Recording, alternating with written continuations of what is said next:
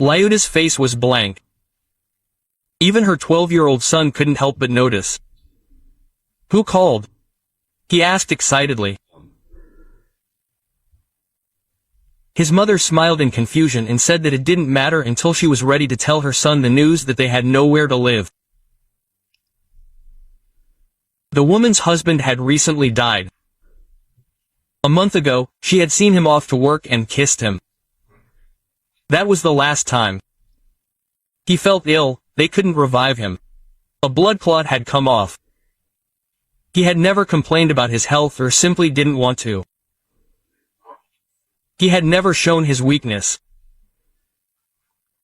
Whatever the case, Lyuda couldn't afford to give up. Her son still had to be raised, and he was just entering his teens. She was taking courage. Now it turned out that she hadn't passed all the tests yet. Her mother-in-law shocked her with her news. Even at the funeral, Olga Vladimirovna had been acting strangely. She would squeeze out a stingy tear, then look at her daughter-in-law with a smile. Like, "This is the last time I see you." She didn't love Lyuda. The mother-in-law tried not to approach or even accidentally cross paths with her daughter-in-law. She could at least pretend to treat her normally for the sake of decency. She could at least have talked to her grandson. But she didn't like the boy either. She thought that he was not at all like her son, and therefore not his. It was unpleasant that even on such a day she kept her grievances to herself. There was another moment that now surfaced in Lyuda's memory. It was incomprehensible to her then, and only now did it become clear what it was about. At the wake, her mother-in-law did come up to her once, but instead of showing any sympathy, she asked, "Where are you going to live?" Lyuda was confused. She didn't understand what was going on, so she replied that they would figure it out. Then it flew out of her head. Olga Vladimirovna had sometimes said some stupid things before, so her daughter-in-law didn't attach any importance to these words. And really, what kind of question is that? Yes, the loss of a husband is a great tragedy, stress. Yes, everything in the apartment reminds her of him. It's difficult, but the widow had no thought of moving anywhere. She will remember her husband with warmth, how they set up their family nest together, how their son grew up. But even if you put emotions aside and look at the situation soberly, the apartment on the embankment is expensive, and real estate is rising in price every year. And it would be stupid to sell this home, let alone rent it out. What if they destroy it, and she and her husband did a good job there? Lyuda thought that the apartment was hers and her son's, but after calling her mother-in-law, she realized that she was wrong. And now the question of where she and Daniil will live is very pressing. Olga Vladimirovna had just said that she was going to sell her apartment. Lyuda did not understand why she was telling her this. Then the mother-in-law clarified that the apartment where the former daughter-in-law now lives with her son is her property. "You may not believe it, but I have the documents in hand," the mother-in-law said. Lyuda did not believe it, but she could not help but admit the fact that there were no documents in the apartment. She had recently cleaned everything out, given her deceased husband's things to a charity, but she did not find any documents. She thought that she would do this later. There was still time to enter into the inheritance. Nevertheless, now Lyuda thought that her mother-in-law was out of her mind. It could not be that the apartment was registered in her name. Where would she and her son go? Olga Vladimirovna could not be so heartless. The next day the widow decided to find out everything, reassured herself that it was some kind of stupid joke, but, having requested information about her husband's property from the notary, she was surprised. The apartment was indeed not registered to him. Lyuda also requested information from the register and was horrified to learn that the apartment in which she lives with her son belongs to her mother-in-law. Some kind of nightmare that was on Eva. Lyuda could not understand how this happened. 5 years ago, she and her husband bought this apartment. Daniil was 7 years old then. Everything was wonderful in the family. She and her husband had lived together for 9 years before buying their own home. Feelings were verified, no hints that something was wrong. Who would have thought that her husband needed to be checked? She never even thought that he would register the apartment in his mother's name. She was so confident in her husband that she trusted him completely.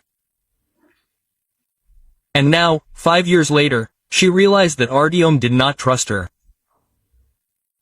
How else can his actions be explained? Just in case registered the apartment in his mother's name.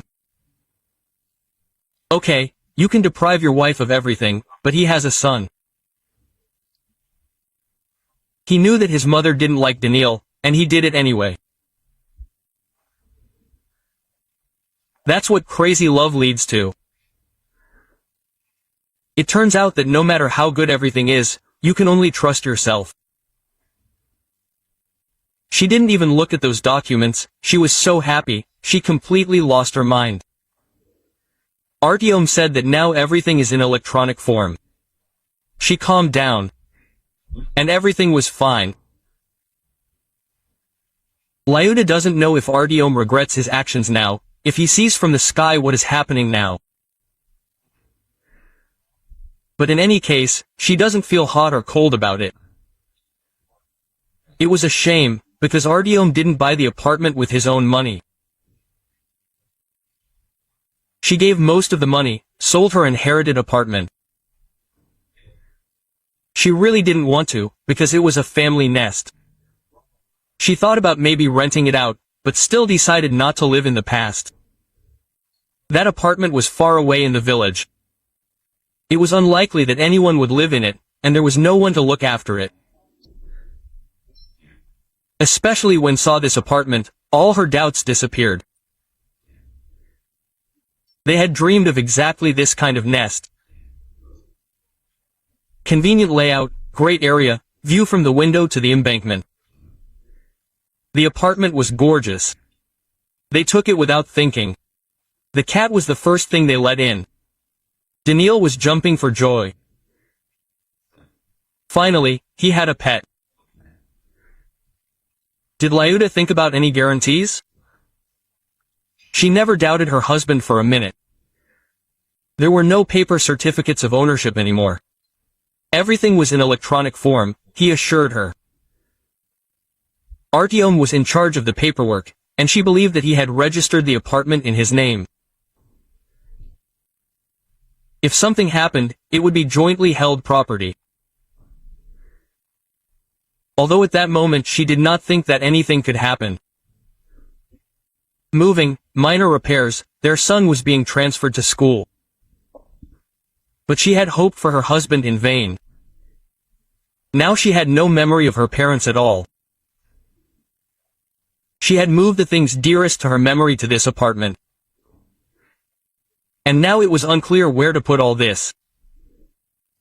Her mother-in-law demanded that she vacate it in a week premises. At least Olga Vladimirovna has some joy now. She lost her son, but at least she got rid of her unloved daughter-in-law. She didn't like Lyuda from the very beginning. The mother was shocked that her smart and bright boy had fallen for such a simpleton. She didn't want to give her only son to a visiting girl.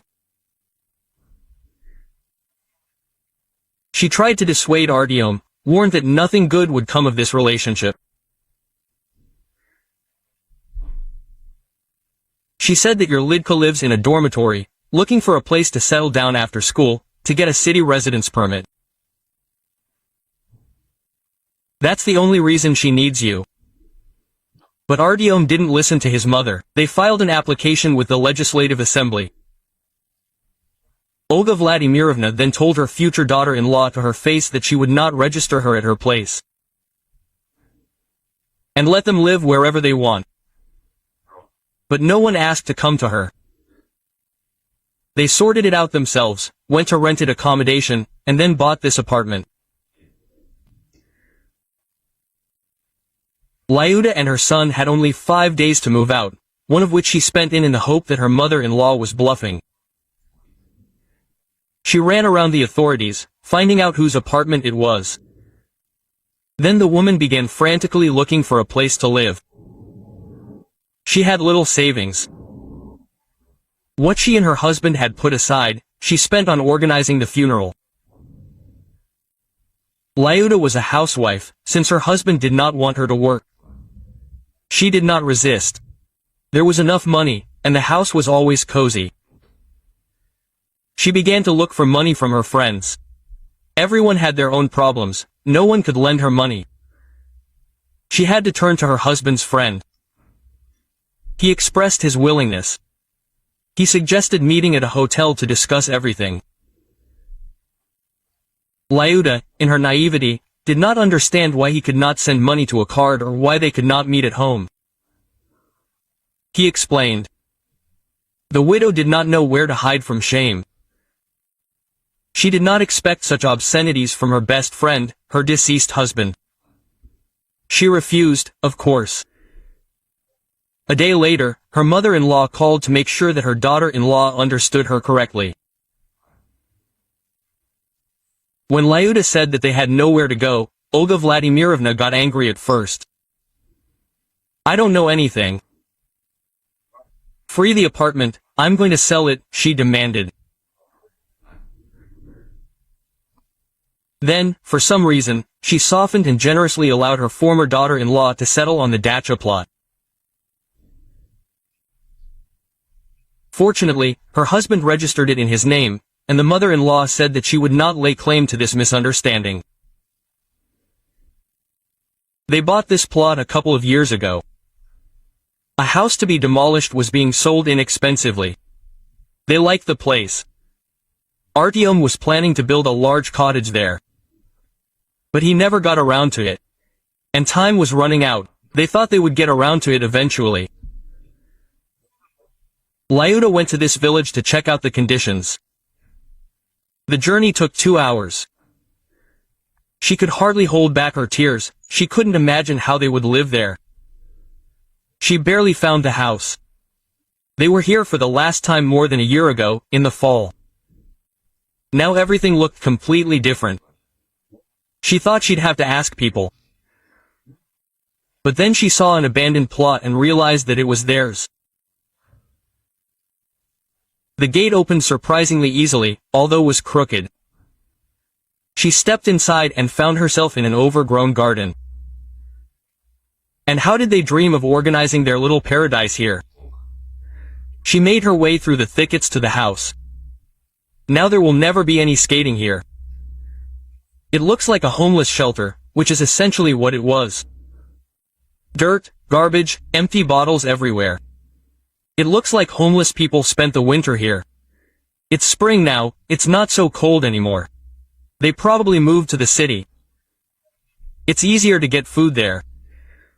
But there were crumbs of romance too. Candles on the table. Artyom turned off the electricity so as not to pay. And it's good that he thought of it. Otherwise, uninvited guests would have wound up the shields. Now Lyuba and her son will be like vagabonds here. But that's not the worst of it. And how will he get to school? It's impossible to get there. The child will be exhausted, and she herself. How can I find a job here? But there's no way out. I've already figured out that the money will be enough for now. In any case, I haven't seen any other way out yet. Where else would they go? Will they do? Who will rent them an apartment cheaply? She resigned herself to what she had, lit the stove, and started to tidy up. The next day, she moved her things out of the apartment and arranged for the electricity to be turned on. It was lucky that the neighbor lived there year-round. He helped resolve this issue. He even helped with the internet.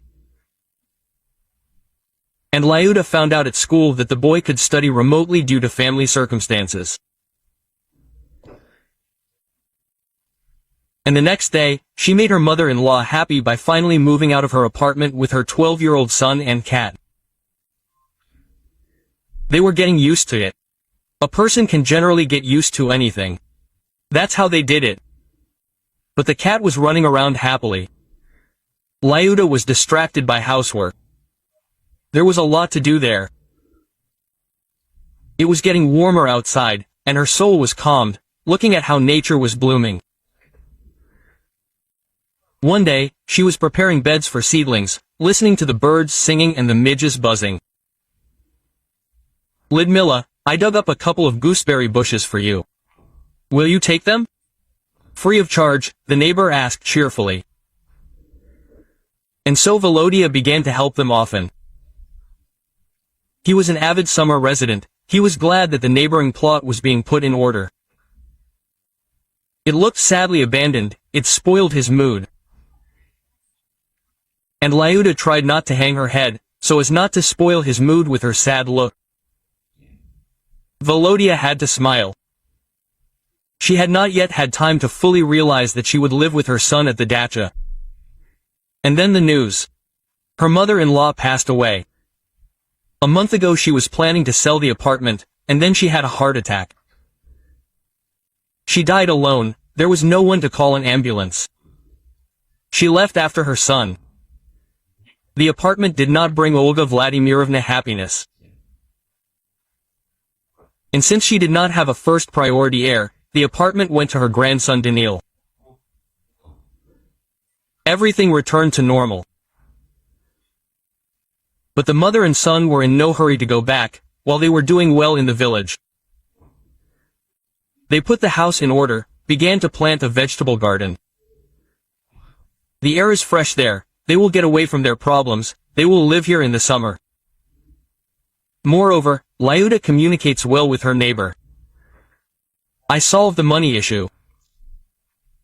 Thanks to Volodya's tip, I found a remote job as a call center operator. The salary is not very big, but this is only for the first time. Then she will find something better, and by September she will return to the city to her apartment. A strange life. There was deception in Lyuda's life, and disappointment, and losses, but everything fell into place, probably because she was a good person. Thank you for listening to the story to the end. I ask you to support the channel with a like. It will not be difficult for you, but it is very important for me. Until next time.